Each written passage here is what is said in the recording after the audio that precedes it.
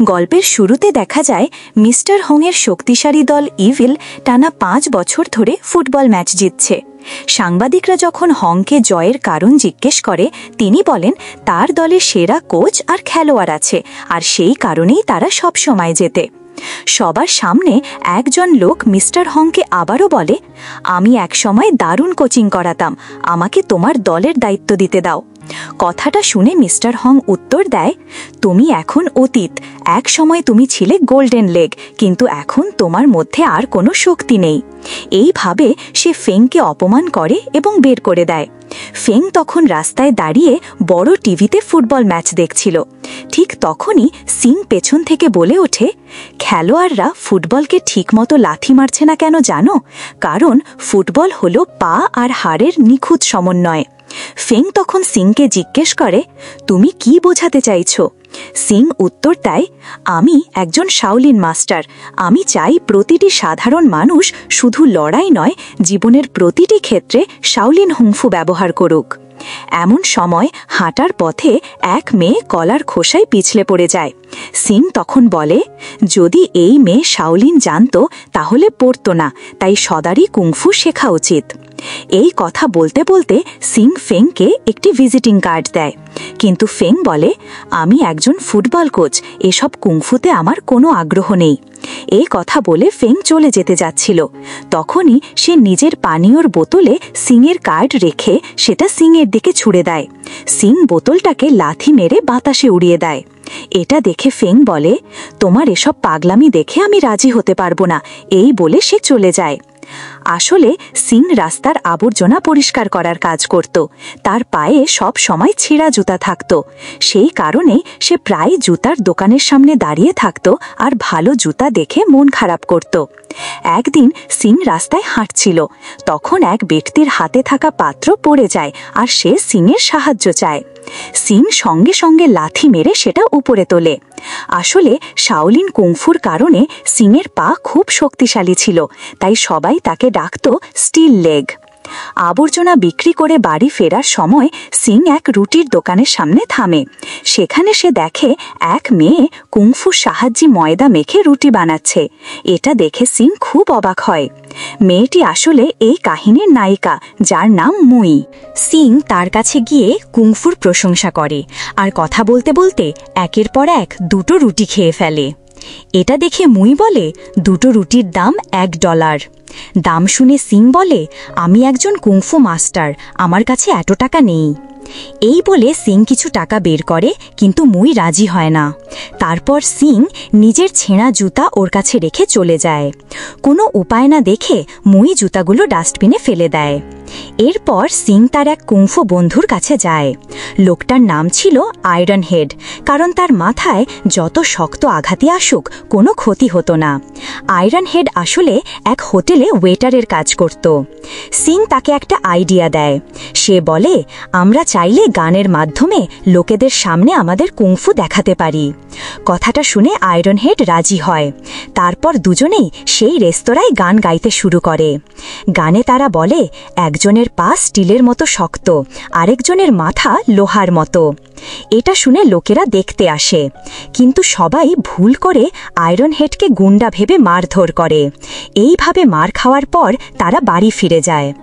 পরের দিন ফেং প্রস্রাব করার সময় হঠাৎ দেয়ালের দিকে তাকায়। সে দেখে সিং গতকাল যে বোতলে লাথি মেরেছিল সেটা দেয়ালে আটকে আছে। ফেং বোতলটা টানতেই দেয়াল ভেঙে পড়ে যায়। সে দেখে দেয়ালের ওপারে একদল লোক সিংকে ঘিরে ধরেছে। তারা সিংকে বলে, তোমার বসের কাছে ক্ষমা চাইতে হবে, তবেই তোমাকে ছাড়া হবে। কিন্তু সিং বলে, আমি আজ লড়াই করতে আসিনি, আমি তোমাদের ফুটবল খেলতে শেখাতে এসেছি। এই বলে সিং ফুটবল দিয়ে তাদের প্রচণ্ড মারধর করে। ফেং এটা দেখে হতবাক হয়ে যায়। পরে যখন সিং এটা বসেছিল, ফেং তার কাছে গিয়ে বলে, আমি কি তোমার পায়ের দিকে কিছুক্ষণ তাকাতে পারি? সিংয়ের পা পরীক্ষা করে ফেং বলে, তুমি দারুণ ফুটবল খেলতে পারবে, তোমার শাওলিন কুংফু ফুটবলেও কাজে লাগতে পারে। তখন সিং বলে, হ্যাঁ, এটা সত্যিই সম্ভব, কিন্তু সমস্যা হলো আমাকে ফুটবল শেখাবে কে? ফেং তখন বলে, আমি একজন ফুটবল কোচ, আমি তোমাকে ফুটবল শেখাবো, আর তার জন্য তোমার প্রথমেই দরকার দরকার একটা ভালো জুতা। এই কথা শুনে সিং আবার সেই রুটির দোকানে যায় এবং মুইকে তার জুতা ফেরত দিতে বলে। মুই তখন বলে, তোমার জুতা অনেক পুরনো ছিল, তাই আমি সেগুলো ডাস্টবিনে ফেলে দিয়েছিলাম। এটা শুনে সিং দুঃখ পেয়ে চলে যেতে শুরু করে, কিন্তু মুই তাকে পিছন থেকে ডেকে জুতা ফেরত দেয়। আসলে সেদিনই মুই ডাস্টবিন থেকে জুতা তুলে বাড়ি নিয়ে গিয়েছিল এবং সুন্দরভাবে সেলাই করেছিল। ফুটবল খেলতে হলে একটি দলে 11 জন খেলোয়াড় দরকার, তাই সিং প্রথমে তাদের সবার বাড়িতে যায় যারা আগে তার কাছ থেকে কুংফু শিখেছিল। প্রথমে সে আয়রন হেডের কাছে যায় এবং বোঝায় যে সে ফুটবলেও তার কুংফুর দক্ষতা কাজে লাগাতে পারে। কিন্তু আয়রন হেড বলে, ভাই, তোমার কথা শুনে আমার হোটেলের চাকরি চলে গেছে, এখন আমি টয়লেট পরিষ্কার করি, আমাকে মাফ করো ভাই, আমি আর এসবের সাথে জড়িত নই। এরপর ফ্যাং আর সিং মিলে অন্য এক বন্ধুর বাড়িতে যায়। সে প্রথমে গোলরক্ষক হতে রাজি হয়, কিন্তু পরে বলে, ফুটবলে কুংফু ব্যবহার করা একেবারেই অর্থহীন, এতে কিছুই হবে না। এখানেও ব্যর্থ হয়ে ফ্যাং আর সিং এক অফিসে যায় আর একজন কুংফু মাস্টারের সাথে দেখা করতে। ফুটবলের কথা শুনে সে ক্যালকুলেটর বের করে হিসাব করে বলে, তোমরা যদি ফুটবল খেলো তাহলে জেতার সম্ভাবনা একেবারেই শূন্য। এরপর তারা দুজন মরিয়া হয়ে এক ছোট কুংফু মাস্টারের কাছে যায়। ফুটবলের কথা শুনে ছেলেটা বলে, আমার এই দুর্বল শরীর নিয়ে আমি কিভাবে ফুটবল খেলবো, আমি খেলতে পারবো না। তারপর তারা আর একজন কুংফু মাস্টারের কাছে যায় যে এক রেস্তোরাঁয় ডিশওয়াশারের কাজ করত। ফুটবলের কথা শুনে সে সিং আর ফ্যাংকে তাড়িয়ে দেয়। সিং তার সব সহপাঠীর কাছে গিয়েও ব্যর্থ হয়ে ফিরে আসে। আসলে তারা সবাই ছোটবেলায় একসাথে কুংফু শিখেছিল। সিং চলে যাওয়ার পর বাকিরা একটি পুরনো ছবি বের করে নিজেদের আগের দিনের কথা মনে করতে থাকে। এদিকে সিং এক ভবনের ছাদে বসে মন খারাপ করে সবার কথা ভাবছিল। তখনই সে দেখে তার বাকি সহপাঠীরাও সেখানে এসে পৌঁছেছে। এরপর তারা সবাই একে অপরকে প্রতিশ্রুতি দেয় যে এবার তারা একসাথে কঠোর পরিশ্রম করবে। পরের দিন ফেং সবাইকে নিয়ে মাঠে আসে ফুটবল শেখানোর জন্য। মাঠে আসার সঙ্গে সঙ্গেই সিং ফুটবল ধরে লাথি মারে, কিন্তু বলটা হঠাৎ মেঢের আড়ালে অদৃশ্য হয়ে যায়। তারা সবাই বসে অপেক্ষা করতে থাকে বলটা নামার জন্য। অবশেষে যখন বল নিচে নামে তখন তারা সেটাকে সরিয়ে রাখে এবং সেটা ছাড়া অনুশীলন শুরু করে। কোচ ধীরে ধীরে তাদের ফুটবলের কৌশল শেখাতে শুরু করেন, কিন্তু সমস্যা হয় যখন সিং লাথি মেরে বল অনেক দূরে পাঠিয়ে দেয়। তখন কোচ তাকে ডিম দিয়ে অনুশীলন করতে বলেন, কিন্তু সেই ডিমগুলো ছিল সেই মোটা কুংফু মাস্টারের। ডিম ভেঙে গেলে সে সেগুলো খেতে শুরু করে। বাকি 4 জন মিলে তাকে জোর করে সরানোর চেষ্টা করে। এরপর ফুটবল কোচ দেয়ালে একটি চিহ্ন আঁকেন এবং সিংকে বলেন সেখানেই বল মারার অনুশীলন করতে। কিছুক্ষণ পর সিং এত জোরে বল মারে যে দেয়াল ফেটে যেতে শুরু করে। এইভাবে তারা ধীরে ধীরে ফুটবল খেলা শিখতে থাকে। প্রথম দিনেই তারা নিজেদের পাড়ার একটি স্থানীয় ক্লাবের বিরুদ্ধে মাঠে নামে, কিন্তু ওই দলের ছেলেরা ছিল খুব দুষ্ট। তাই খেলা শুরু হওয়ার আগেই তারা কুংফু মাস্টারদের অজ্ঞান করে ফেলে এবং তাদের হারিয়ে দেয়। এটা দেখে কোচ ফ্যাং রেগে সিংকে বলে, ছোটে, যদি তোমরা এই পাড়ার দলের বিরুদ্ধেই জিততে না পারো তাহলে সুপার কাপ কিভাবে জিতবে? সিং তখন উত্তর দেয়, আমরা তো ফুটবল খেলছি না, আসলে যুদ্ধ করছি, আমরা কিভাবে জিতব? তখন কোচ বলে, ফুটবলও এক ধরনের যুদ্ধ। এদিকে অন্য দলের খেলোয়াড়রা নানাভাবে কুংফু মাস্টারদের অপমান করতে থাকে। কিছুক্ষণ পর যখন সিংয়ের দলের সব সদস্য শাওলিনের ক্ষমতা আয়ত্ত করে তখন তারা অসাধারণ স্টাইলে ফুটবল খেলতে শুরু করে এবং স্থানীয় দলের সব খেলোয়াড়কে হারিয়ে দেয়। মারধর খাওয়ার পর স্থানীয় দলের খেলোয়াড়রা মাঠ ছেড়ে পালিয়ে যায়, কিন্তু কিছুক্ষণ পর তারা আবার ফিরে এসে সিং এবং তার দলের কাছে ক্ষমা চায় এবং তাদের সঙ্গে খেলতে চাওয়ার ইচ্ছা প্রকাশ করে। এভাবেই ফ্যাং কুংফু মাস্টারদের সাহায্যে একটি শক্তিশালী দল তৈরি করে এবং তাদের সুপার কাপে নিবন্ধন করায়। লড়াই আর অ্যাকশনের পাশাপাশি ছবিতে প্রেমের দিকও দেখানো হয়েছে। এক রাতে সিং মুইকে নিয়ে এক শপিং মলে যায়। সেখানে সে মুইকে দামি পোশাক আর জুতা দেখিয়ে বলে একদিন সে ফুটবল খেলে অনেক টাকা আয় করবে আর মুইয়ের জন্য এইসব কিনে দেবে। এর পরের দিন সকালে কুংফু মাস্টারদের দল মাঠে নামে। বল মাঝখানে আসতেই সিং প্রথম কিকেই প্রতিপক্ষের জালে বল পাঠিয়ে দেয়। এটা দেখে সবাই অবাক হয়ে যায়। সেদিন সিংয়ের দল ম্যাচ জেতে। এইভাবে তারা যেই দলের সাথেই খেলত প্রতিবারই জিতত, কারণ প্রতিটি খেলোয়াড়ের আলাদা কৌশল ছিল, আর সেই কৌশলের সাহায্যে তারা সহজেই প্রতিপক্ষকে হারিয়ে দিত। ধীরে ধীরে তাদের খ্যাতি সারা দেশে ছড়িয়ে পড়ে এবং অনেক কোম্পানি তাদের স্পন্সর করা শুরু করে। যখন এই খবর মিস্টার হংয়ের কাছে পৌঁছায়, তিনি অবাক হয়ে ভাবতে থাকেন ফ্যাং কিভাবে এত ভালো দল তৈরি করল। এদিকে সিং আর তার সঙ্গীরা পুরনো জুতা আকাশে ছুঁড়ে তাদের সাফল্য উদযাপন করে। মুইও সেই পার্টিতে আসে। সিং মুইয়ের দিকে তাকিয়ে বলে সে দেখতে খুব সুন্দর। তারপর সিং মুইকে একজোড়া জুতা উপহার দেয় এবং দলের সবার সঙ্গে তার পরিচয় করিয়ে দেয়। সেদিন রাতের উদযাপন হাসি খেলা আর আনন্দের মধ্যে শেষ হয়। কিন্তু ঠিক তখনই দোকানদার পার্টিতে মুইকে দেখে রেগে যায় এবং তাকে মারতে শুরু করে। মুই তখন আর সহ্য করতে পারে না এবং কুংফু স্টাইলে দোকানদারকে মারধর করে। এটা দেখে বাকিরা অবাক হয়ে হাততালি দিতে শুরু করে। এরপর মুই সিংকে বলে যে সে তাকে ভালোবাসে। সিংও মুইকে পছন্দ করে, কিন্তু বলে যে সে তাকে কেবল বন্ধু হিসেবে দেখে, প্রেমিক হিসেবে নয়।